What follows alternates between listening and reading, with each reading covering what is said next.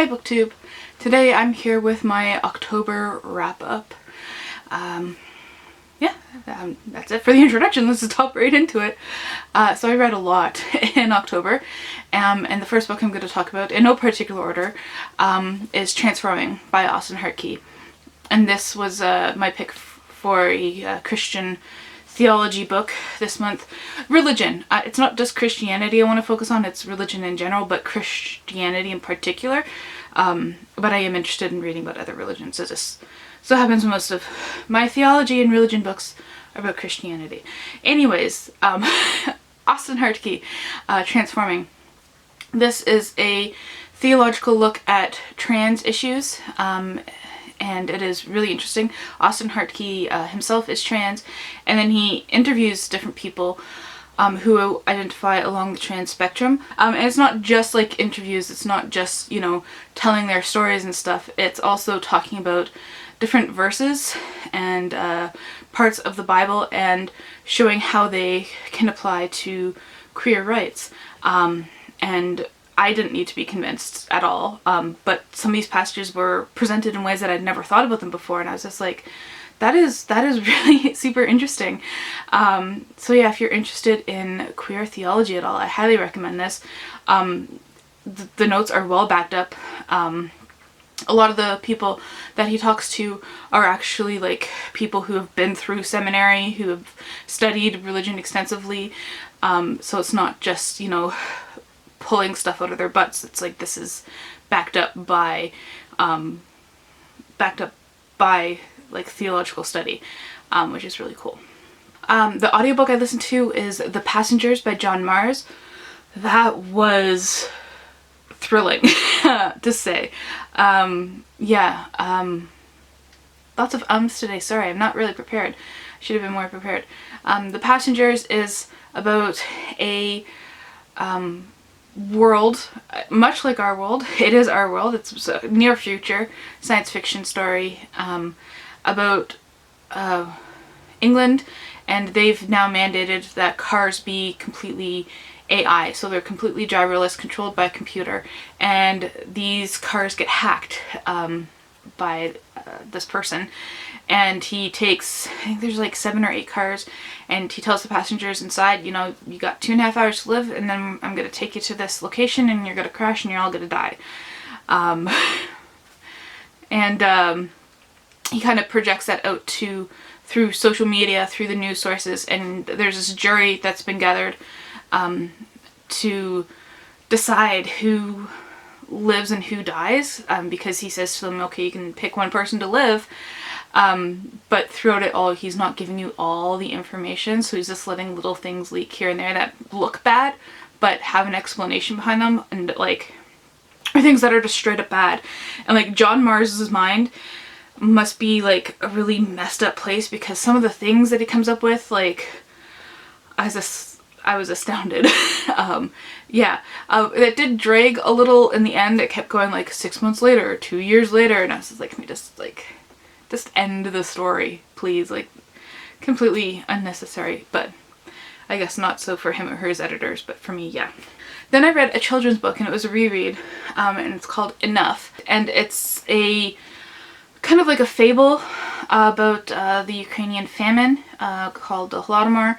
My Opa, I know that's German, but he married a German woman and we called him Oma and Opa, but he was Ukrainian. Anyways, my Ukrainian grandfather went through the Holodomor. And so this was kind of like a fable about a young girl in a village learning about, you know, all the people coming in and taking their food and destroying their fields, and a crane that actually takes her to Canada to get some grain. And they're able to hide that grain successfully. So it was like a cheery story, and I don't know, I guess it's okay for a kid's book, but I know the story behind the Holodomor, and yeah, it shouldn't be cheery and hopeful like that. Anyways, then I read The Word for World is Forest, and that is in the Hainish cycle by Ursula K. Le Guin, and you don't need to read the books in any particular order. It's just, they're all kind of in the same universe, kind of. And so this one is about these humans. I don't know where they're from, but they're human. They go to this planet and they start colonizing it, for lack of a better word, and they're destroying. It's full of forest. The native word for the world is forest, which is the word for world is forest, right? They start enslaving the population and destroying the forests, and, you know, making it, they want to make it into farmland, but they're just gonna, the way they're doing it is they're only gonna be able to farm like once or twice, and it's gonna be a desert, and they'll leave the island and go to another, or not the island, they'll leave the planet and go to another planet, right? And then one of the native populations, who are known for being non-violent and just complacent, and they're called stupid, and, you know, because they're not the same as humans, they don't believe the same things, he starts a rebellion. It's a very short book. It's not as good as some other things. That's because I felt like it was too convenient that there was this successful revolution. Spoilers, sorry, but yeah. And then I read Monkey Beach by Eden Robinson, which is a Canadian novel, and it's very non-linear, but the overarching plot is that this girl's younger brother, I believe he's about 17 or so, goes missing after the fishing boat that he's on capsizes, but he's like raised on the ocean. You know, their family is always out there on the ocean. Was being scouted for the Olympic swimming team, like, so she's just like, he's not dead, like, he's out there somewhere, we just have to find him. And then it like goes back to her childhood and her family, and talking about growing up, and then interspersed with trying to find her brother. And it was really good. I definitely prefer, I think, Eden Robinson's adult novels as opposed to her YA. I liked her YA, which was Son of a Trickster, but definitely Monkey Beach was much better. Okay, and then I read the 5 Weston Prize books. I did reviews for all of them, so I won't talk too much about them. The Way Home was like reading someone's resume, by David A. Neal. It's about a First Nations artist. He does photography, sculpting, painting, all that kind of stuff. But it was interesting the first half when he talks about his family history and how they're connected to art. But then afterwards it just reads like a resume with no feelings or plot or anything going on. Shame on Me was an amazing look at race and history and family history and memoir. So it's by Tess McWatt, and she is from Guyana, and that her racial background is just like everything. Everything on earth is kind of all smushed together. So she's examining the history of race, the history of Guyana, the history of her family, and it all kind of goes together, and then how that affects how she sees herself. And it was really well done. I also read Two Trees Make a Forest by Jessica J. Lee, and that was similar to Shame on Me in that it looked at history, family history, and memoir, but it had a nature writing bit in there.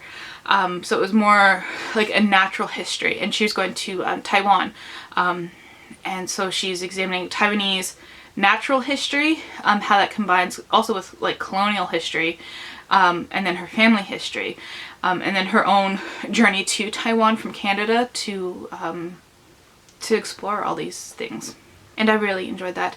I also read Reaching Mithna by Stephen Hayton, and that is about the refugee crisis in Greece in 2015.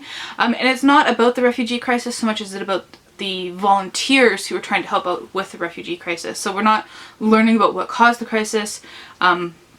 We get to see some of the refugees, but not a lot. It's more about the volunteers. And it was really good. It was really like an aspect that you don't really see of the 2015 crisis there, and ongoing, of course. Yeah, I really enjoyed that as well.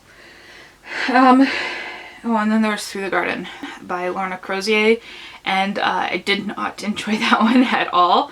I think the thing was we would not be friends at all. We wouldn't be able to get along. There's just some personality differences that just would not allow me to to sit there and talk with her at all. And I don't want to sit there and read about her at all, because she didn't seem self-reflective at all. And I think when you're writing a memoir, you should be a little more critical of things. And she wasn't. She was very proud of like shooting evil rays out of her eyes and like trying to return a cat from the SPCA. And I was just like, that's just, that was the point. That was the point at which I was like, I don't like this woman. Anyways, I'm not going to rant about that here. Just know that I didn't like that book. And then I read 7 volumes of Maiden Abyss by Akihito Tsukishi, I think is how you say their name.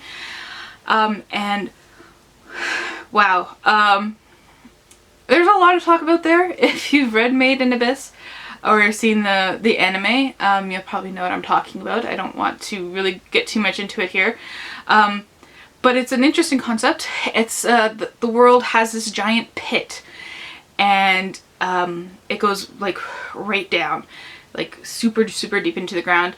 And there's the village kind of around it is home to these people called cave raiders, and they descend into the pit, but you have trouble coming back up. So like if you go down to the first level, when you come up you're gonna get, you know, nausea and headaches and dizziness. If you go down to the 3rd level and try to come up, you're gonna bleed from every orifice in your body. You may survive it, but you know, that kind of hurts. If you descend from the 5th level up, you lose all senses, no sense of feeling, vision, taste, smell, hearing, everything, and you start to self-harm, and because you can't feel it can get really nasty. And from the 6th floor up, you lose your humanity. You will still be alive, but your body's gonna have changed into really weird things called hollows, and you're not gonna have a soul, they say. And then after the 6th level and up, you can't come up without dying. So we follow these 12-year-olds who are trying to make their way to the bottom. It's a 12-year-old girl and her robot friend who is sent up from the abyss. He can ascend because he's not a human. And she's looking for her mother, who is at the bottom, they think, of this abyss. And it is horrible and violent, but also very wholesome and caring, and it's very emotional. And I do recommend it. I do recommend that you check out this manga. Just be aware that there is nudity and violence a lot, and blood and gore and stuff like that. Yeah, so that's all I read in October. So that's 7 volumes of manga transforming the way home. Shame on me. 2 trees make a forest, reaching Mithna through the garden. The passengers enough. The word for world is forest and Monkey Beach. I don't know if I counted more. It seems to be 17 things. It was a really good reading month. So that's it. Let me know what you read in October, and thank you for watching.